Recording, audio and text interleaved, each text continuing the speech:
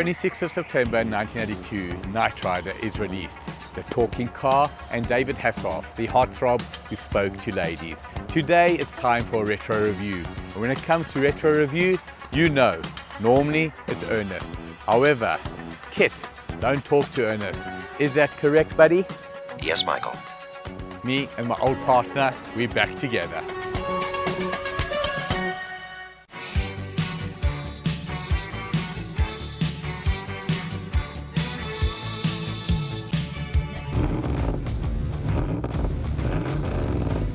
When one thinks of the 1980s, the A-Team, MacGyver and Airwolf were incredible series, but you couldn't be part of those series. But when you thought of Knight Rider, that was a series that I always dreamed that I could be part of. Today we're speaking to the owner and the creator of this incredible machine behind me.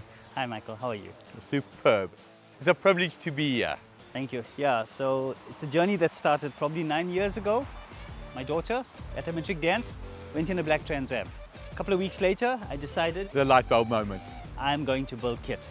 Everyone thought I was moggy, something was wrong with me, and I bought this Pontiac Trans Am out of Cape Town, white Pontiac, and this started my journey on building my first KITT. A lot of hard work, and probably 5 years later, I finally had a running, driving KITT. And you know, from the pictures, every little detail, we took a model, we basically copied the model, and we built the first KITT to be that replica. But I think one of the things that makes this so special is this isn't just any car. David Hasselhoff sat in this specific vehicle and he autographed it. My dream was not just to build KITT, was to bring to reality what we saw in that TV series growing up. So being an electrical engineer, I decided I want to make KITT behave and do exactly what we saw on screen. So KITT today, you'll hear him talk. I'm the voice of Knight Industry 2000's microprocessor. KITT for easy reference. A KITT if you prefer. He's got a computer built in, which was fiction in the movie, but this car has a computer that we can get him to talk, respond, you know, work some of his electronics. He can switch his lights on, he can start up.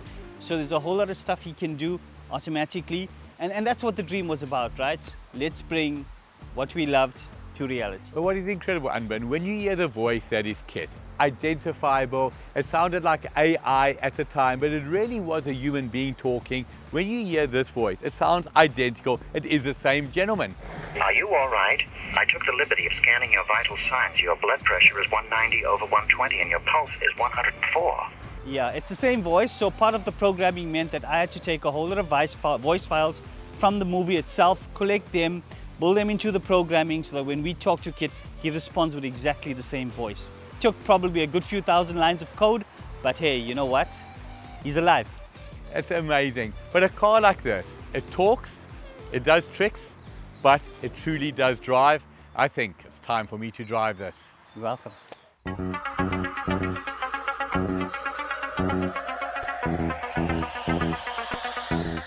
The year is 1982. It was a very different time. 5, 6, 7-speed gearboxes were definitely not the norm. Air suspensions were most definitely not the norm. What was the norm in big American muscle cars was a 5.7-litre V8, the unmistakable burble, exasperated by the fact that it's not fuel injection. The steering, well, this is a steering with a difference. Not Formula One, not Star Trek, but uniquely Knight Rider. Not round, but it is so easy to use. In many ways, I wonder why didn't other cars follow this? What luxury features does this car have?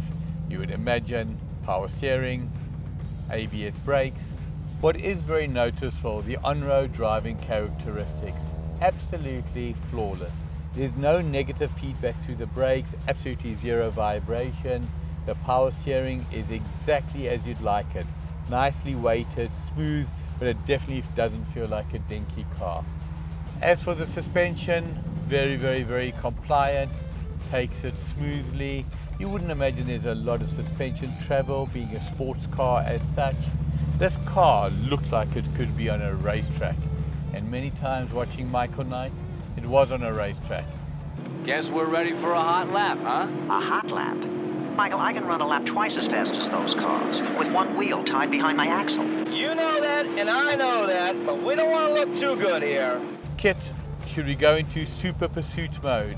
Who remembers super pursuit mode?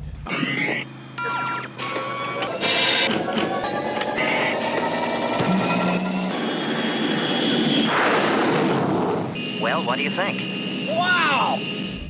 And you'd see the car doing like 325 miles an hour in suburban streets. That always used to blow me away.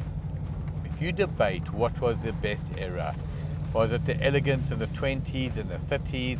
Was it the diners of the 50s and 60s, disco of the 70s, or the 80s, or any decade thereafter? For me, it's not even a debate. It's got to be the 80s. When it comes to sport, one thinks of tennis, John McEnroe, Bjorn Borg, Jimmy Connors. When one thinks of Formula One, you think of Alain Prost, Niki Lauda, Nigel Mansell, Ayrton Senna, and of course, the best of all time, Nelson Piquet. When it comes to music, can you compare the 80s music? Madonna, Billy Joel, Rod Stewart, you name it, the greats were there, including the legendary Tina Turner. So for me, it's a very short debate. It is indeed the 1980s.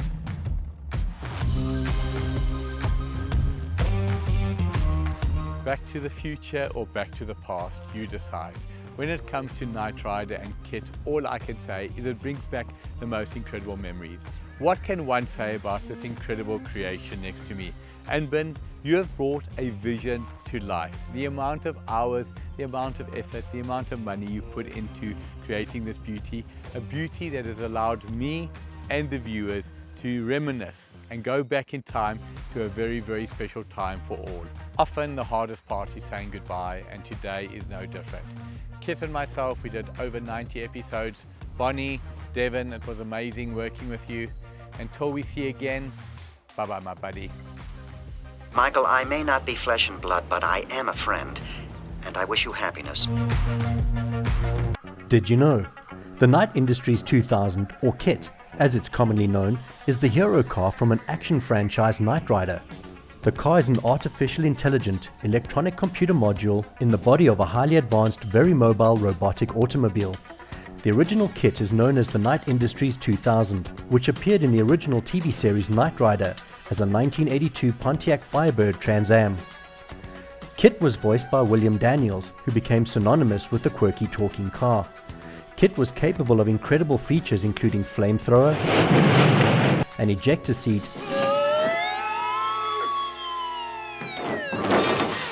and a signature turbo boost. The show was most commonly known for two other things, the unforgettable theme song and of course the dashing young David Hasselhoff. Looking for finance and insurance? Visit CHANGECARS and click on the Financial Products tab.